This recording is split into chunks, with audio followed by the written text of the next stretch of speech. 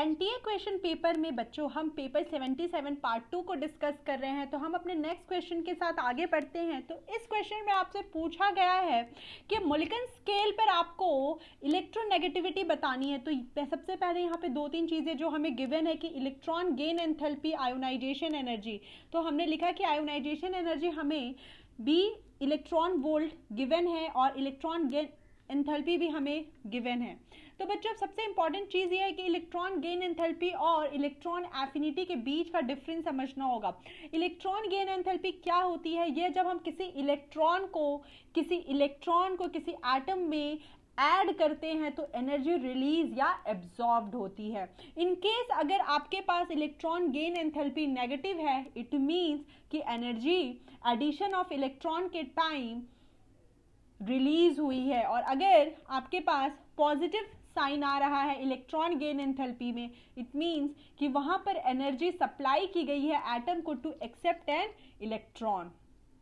तो रिलेशन क्या है इलेक्ट्रॉन एफिनिटी और इलेक्ट्रॉन गेन एंथैल्पी का? कि electron affinity negative sign of electron gain enthalpy होता है। तो बच्चों यहाँ पर क्या है कि हमारे पास आयोनाइजेशन एनर्जी बी है प्लस हमारे पास इलेक्ट्रॉन एफिनिटी हमें गिवन है इलेक्ट्रॉन गेन एंथैल्पी जिसकी वैल्यू -a दी गई है। तो अगर हम इलेक्ट्रॉन एफिनिटी को कैलकुलेट करें तो माइनस a हो जाएगा, तो ये प्लस a आएगा टोटल बाई 2, तो b + a बाई 2। तो option D is correct. Then next question की ओर हम जाते हैं बच्चों। वहां पर हमसे पूछा जा रहा है कि how many NaCl is present per unit cell of NaCl। तो सबसे पहले आपको इस पे क्या सीखना है कि आपको आना चाहिए क्यूब बनाने, तो क्यूब बनाने के लिए सबसे पहले हम देखते हैं कि बच्चों हमने सबसे पहले बनाया क्यूब में हम देख रहे हैं कि यहां पर जो ब्लैक वाला लाइंस आपको दिखाई दे रहा है ये हमारा एक्चुअल क्यूब है। उसके बाद हमने इसे डिवाइड कर करके छोटे छोटे क्यूब्स में बनाया है।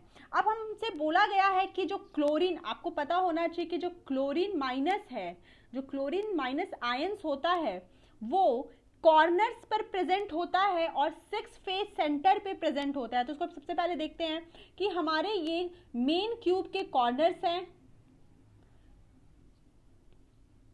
तो यहां पर हमारा क्लोरीन एटम प्रेजेंट है, तो हमने उसे रेड डॉट से दिखा रहे हैं और कॉर्नर्स के साथ साथ ये प्रेजेंट होते हैं क्लोरीन माइनस आपके 6 फेस सेंटर पे। तो यहां पर अगर फेस सेंटर देखें तो यह फेस सेंटर है 1, यहां पे 2, यहां 3, 4, 5 और ऊपर में यहां 6 है फेस सेंटर। तो हमने क्लोरीन माइनस को दिखा दिया बच्चों। अब हम देखते हैं कि हमारा सोडियम कहां प्रेजेंट होता है। तो सोडियम के बारे में अगर देखें तो ये ऑक्टाहेड्रल वॉइड्स में प्रेजेंट होते हैं, 12 centre edges and 1 body centre. तो अगर हम इनके सेंटर एजेस को देखें तो ये हमारे सेंटर एजेस है 2, 3, 4, यहां पे आपका हुआ 5, 6, 7, 8, यहां 9, ये आपका 10th, 11 और ये आपका 12th हुआ। और यहाँ पे बॉडी सेंटर कहाँ होगा बच्चों? बॉडी सेंटर मतलब एकदम बॉडी में, आपको बीच के बॉडी में डालना है इसका। तो यहां पर अगर आप, तो हमें ये हमारा एक्चुअल क्रिस्टल होता है सोडियम क्लोराइड का।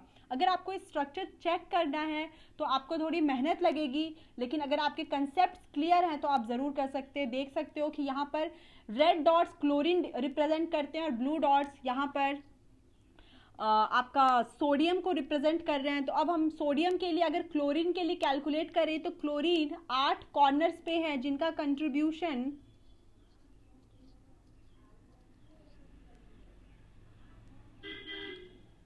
+6 फेस सेंटर है और यहाँ पे इसका कंट्रीब्यूशन तो टोटल 4 आएगा। और सोडियम के केस में अगर हम देखें तो 12 एजेस पे हमें मिला है और यहाँ कंट्रीब्यूशन 1/4 होता है प्लस 1 बॉडी सेंटर, तो इसकी भी वैल्यू 4 आती है।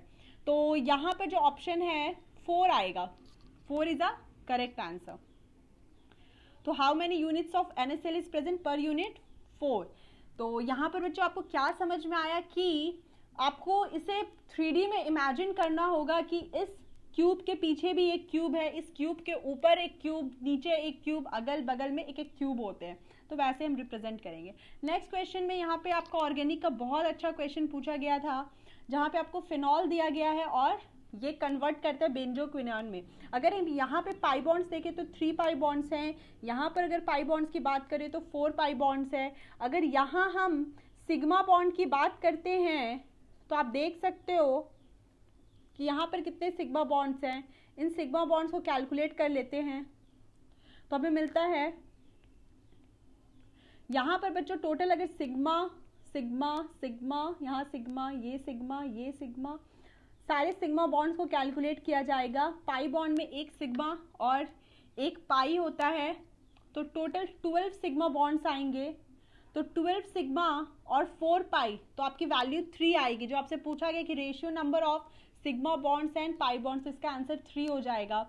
नेक्स्ट क्वेश्चन में आपको डायपोल मोमेंट पूछा गया है, इसका डायपोल मोमेंट 1.5 दिया हुआ है। अब देखिए गिवन क्वेश्चन में क्या किया गया कि ये वाला x इस वाले x की वैल्यू को कैंसिल कर रहा है। ये अगर इसका डायपोल इधर है तो इसका डायपोल इधर होगा, ऑपोजिट होगा।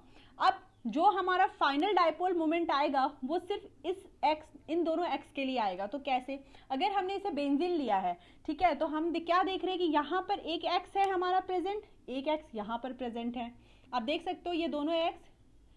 अब इन दोनों के बीच का एंगल अगर ये 60 है तो और ये भी 60, ये सभी एंगल 60 डिग्री है।